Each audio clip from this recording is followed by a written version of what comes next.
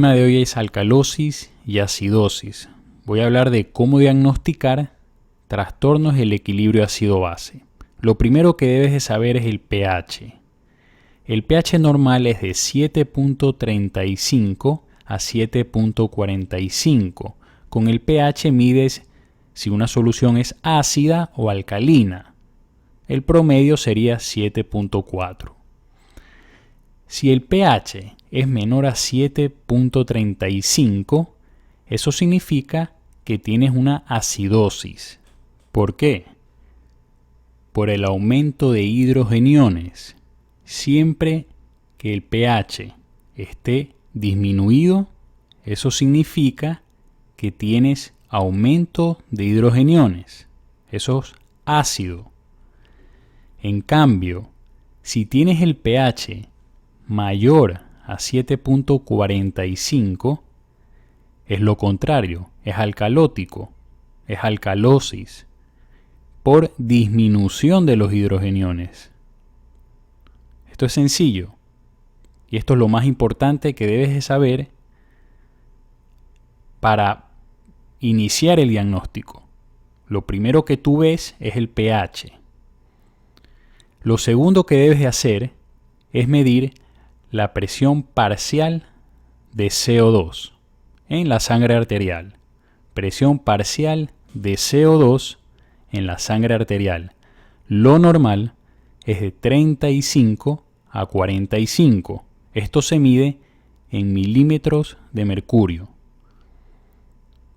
35 a 45 en milímetros de mercurio. Si tienes un valor mayor a 45, eso se llama hipercapnia. Si tienes un valor menor a 35, eso se llama hipocapnia. Ya voy a explicar por qué se produce esto. Porque hay 4 trastornos del equilibrio ácido-base. Lo siguiente que debes de medir es el bicarbonato. El bicarbonato normal es de 22 a 26. El bicarbonato normal es de 22 a 26. Lo primero que debes hacer es poner pausa aquí y aprenderte estos valores, porque los debes de saber si quieres diagnosticar un trastorno del equilibrio ácido-base. Ahora, aquí abajo voy a escribir los mecanismos de compensación. Ya voy a explicar bien qué es esto. No mires ahora lo que estoy escribiendo. Mira la tabla. Tienes acidosis metabólica, alcalosis metabólica, acidosis respiratoria y alcalosis respiratoria. Entonces tienes acidosis metabólica y respiratoria y alcalosis metabólica y respiratoria. Tienes el pH, la PCO2 y el bicarbonato. Para diagnosticar una acidosis metabólica, como es acidosis, tienes que ver el pH y tiene que estar disminuido, porque es acidosis. Ahora, el bicarbonato también va a estar disminuido. Mira, relaciona bicarbonato con alcalosis y los hidrogeniones con acidosis. Si tienes aumento de bicarbonato, eso significa que estás en alcalosis, siempre y cuando no sea un mecanismo de compensación. Ya voy a explicar eso. Entonces, tienes pH disminuido, tienes bicarbonato disminuido en acidosis metabólica. Pero te estarás preguntando, ¿y por qué el CO2 está disminuido? El CO2 disminuye como un mecanismo de compensación para tratar de regular y llevar a la normalidad esa acidosis metabólica. ¿Qué es lo que vas a hacer? Mira abajo, en el punto rojo. Vas a hiperventilar. ¿Por qué? Porque si respiras bastante, aumento, ventilación, respiración, si comienzas a respirar bastante, vas a eliminar CO2 y vas a eliminar ácido. Entonces, el cuerpo trata de eliminar hidrogeniones, elimina CO2 para regular esa acidosis. Ese es un mecanismo de compensación. Lo mismo ocurre en la alcalosis metabólica, solo que es lo contrario. Tienes aumento del pH porque es una alcalosis, tienes aumento del bicarbonato porque es alcalosis metabólica, pero la PCO2 va a estar aumentada. ¿Por qué? Lo mismo, vas a retener CO2, quieres retener hidrogeniones para compensar esa alcalosis, para llevar esa alcalosis hacia abajo, hacia la normalidad.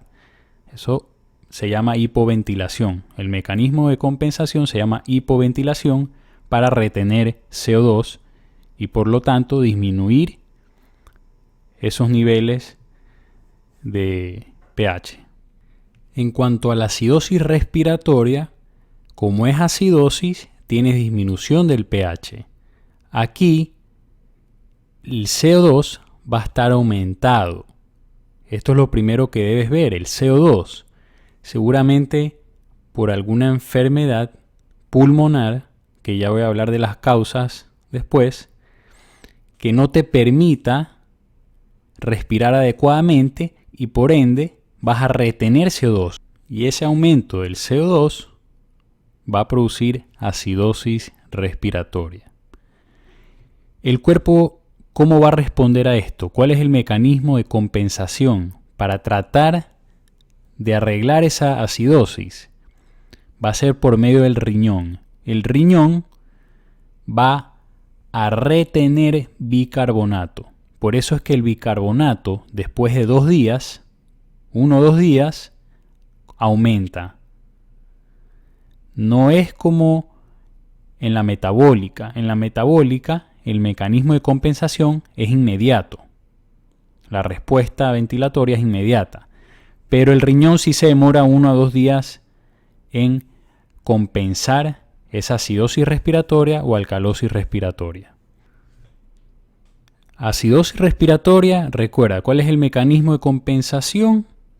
Bicarbonato. El riñón retiene, reabsorbe bicarbonato. Y si es alcalosis respiratoria, como estás eliminando mucho CO2, ¿qué va a hacer el riñón? Va a tratar de secretar bicarbonato en la orina. Va a eliminar bicarbonato. ¿Para qué? Para que disminuya esa alcalosis. Memorízate esta tabla y recuerda bien los mecanismos de compensación.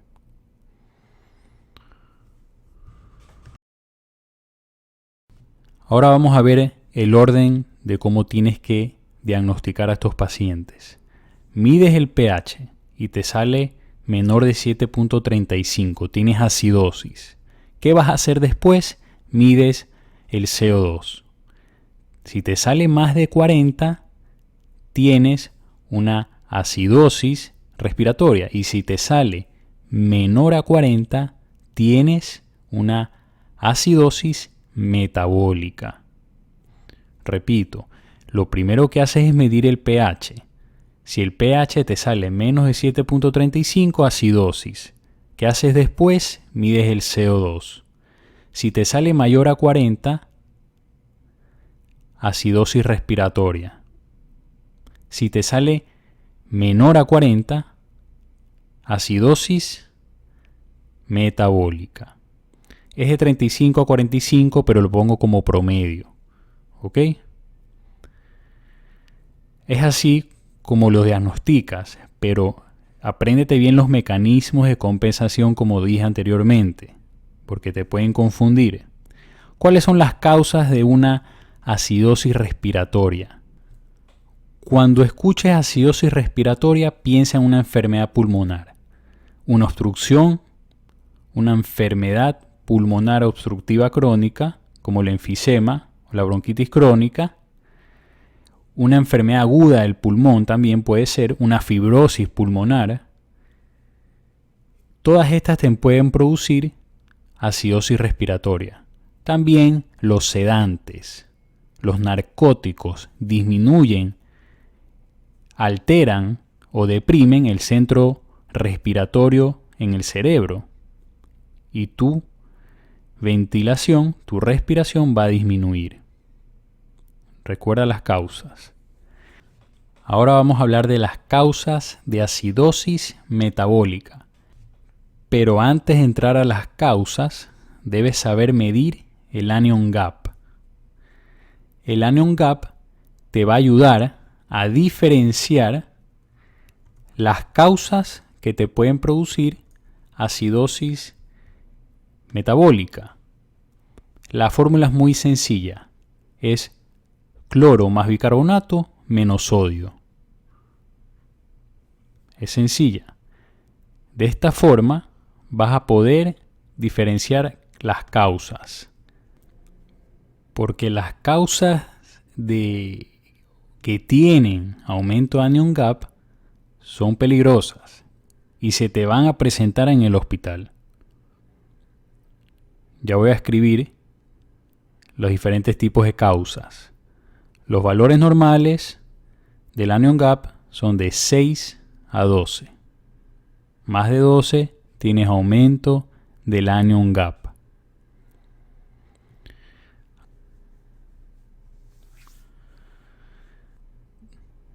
También existen causas de acidosis metabólica, obviamente con anion gap normal, pero no son tan importantes como las que sí tienen aumento de anion gap. Obviamente te las tienes que saber, pero si te vas a aprender una de las dos, apréndete primero esta de aquí.